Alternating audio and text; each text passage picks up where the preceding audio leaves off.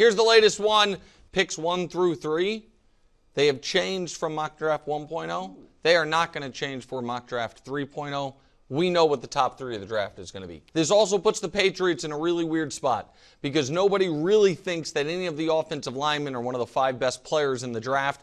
But do they have to go offensive linemen? They probably do. They go Will Campbell. This is a bit of a surprise, I think it would be to some. And the question for the Jags is, because they are invested so heavily in Trevor and because they just hired an offensive head coach, are they going to try to spend more resources on the offensive side of the ball, or are they going to go where they probably need to go, which is the defensive line? Next 8 picks.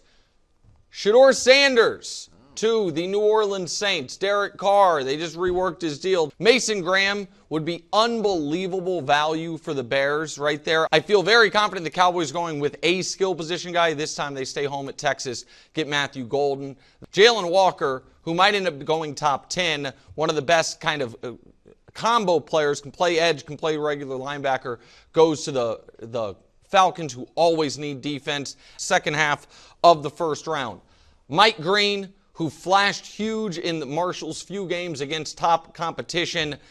He maybe goes even higher than this. If not, I think the Bengals, given the uncertainty with Hendrickson and how bad the defense was in general. James Pierce, another polarizing player. Some people have him as a top 20 player in this class. Some people have him outside of the top 50. He goes to the Packers. And now the final quarter of the first round. The Texans, after trading away their left tackle, they stay home in Texas with Kelvin Banks. Walter Nolan.